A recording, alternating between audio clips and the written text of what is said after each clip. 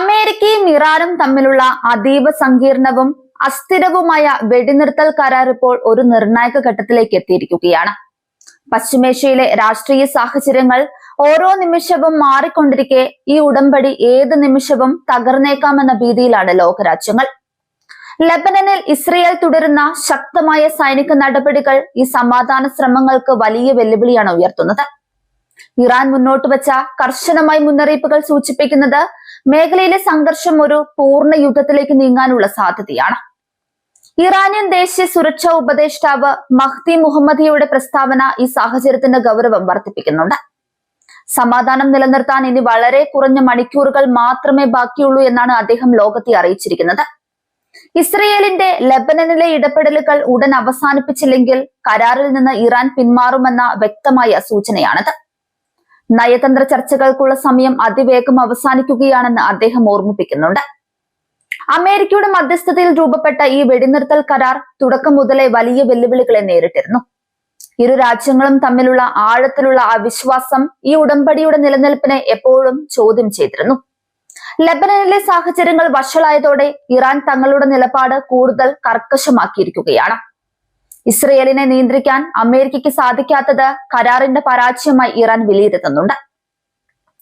Israel നടത്തുന്ന ബോംബാക്രമണങ്ങൾ ഹിസ്ബുള്ളിയെ ലക്ഷ്യം വെച്ചാണെങ്കിലും ഇത് ഇറാന്റെ താൽപര്യങ്ങളെ നേരിട്ട് ബാധിക്കുന്ന ഒന്നാണ്.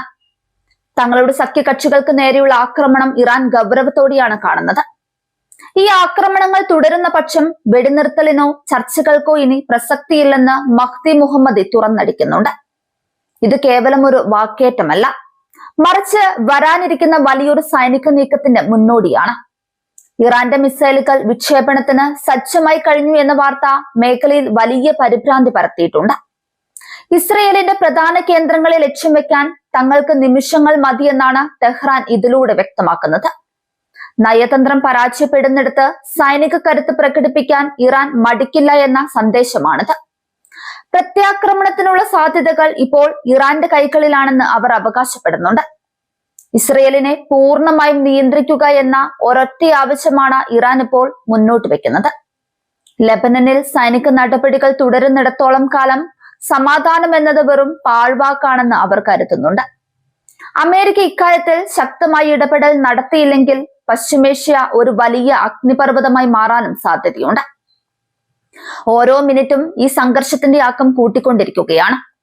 അമേരിക്കയുടെ ഭാഗത്ത് നിന്ന് ഇതിനോട് എങ്ങനെയുള്ള പ്രതികരണമാണ് ഉണ്ടാകുക എന്നതാണ് ഏറെ പ്രധാനമായത്.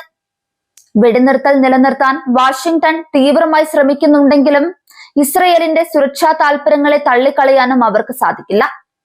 ഈ ഇരട്ടത്താപ്പ് ഇറാന്റെ ക്ഷമ നശിപ്പിക്കുന്നു എന്നതാണ് നിലവിലെ വസ്തുത. മേഖലയിലെ മറ്റ് അറബ് രാജ്യങ്ങളും ഈ സാഹചര്യത്തെ വളരെ ആശങ്കയോടെയാണ് നോക്കിക്കാണുന്നത്. യുദ്ധം വ്യാപിക്കുകയാണെങ്കിൽ അത് മുഴുവൻ പശ്ചിമേഷ്യയുടെയും സാമ്പത്തിക നിലയെയും സുരക്ഷയെയും തകിടം മറിക്കും. എണ്ണവിലയിൽ ഉണ്ടാകുന്ന വർധനവ് മുതൽ അഭയാർത്ഥി പ്രശ്നം വരെ നീളുന്ന പ്രതിസന്ധികളാണ് വരാനിരിക്കുന്നത്. അതിനാൽ തന്നെ ഈ വെടിനിർത്തൽ തകരുന്നത് ലോകം മുഴുവൻ ബാധിക്കുന്ന കാര്യമാണ്. മഹ്ദി മുഹമ്മദിയുടെ വാക്കുകളിൽ ഒളിഞ്ഞിരിക്കുന്ന വേഗതയും ഗൗരവവും നയതന്ത്ര ലോകത്തെ ഞെട്ടിച്ചിരിക്കുകയാണ്. പരിമിതമായ മണിക്കൂറുകൾ എന്നത് ഒരു അന്ത്യശാസനമായി മാത്രമേ കാണാൻ കഴിയൂ. ഇതിനർത്ഥം ചർച്ചകൾക്കപ്പുറം സൈനിക തീരുമാനങ്ങൾ ഇറാൻ എടുത്തു കഴിഞ്ഞു എന്നാണ്. ഇസ്രയേൽ തങ്ങളുടെ ആക്രമണം ലഘൂകരിച്ചില്ലെങ്കിൽ അടുത്ത വാർത്ത മിസൈൽ വിക്ഷേപണത്തിന്റേതാകാനും സാധ്യതയുണ്ട്. ഇസ്രയേലിന്റെ രാഷ്ട്രീയ നേതൃത്വവും ഈ സാഹചര്യത്തിൽ വലിയ സമ്മർദ്ദത്തിലാണ്.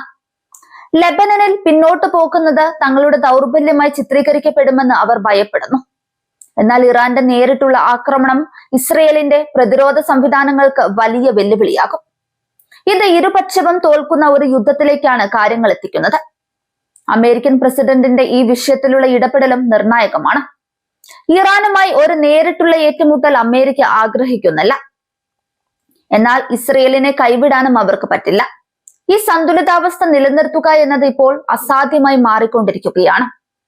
വെടിനിർത്തൽ കരാറിലെ വ്യവസ്ഥകൾ ഓരോന്നായി ലംഘിക്കപ്പെടുന്ന കാഴ്ചയാണ് കാണുന്നത്.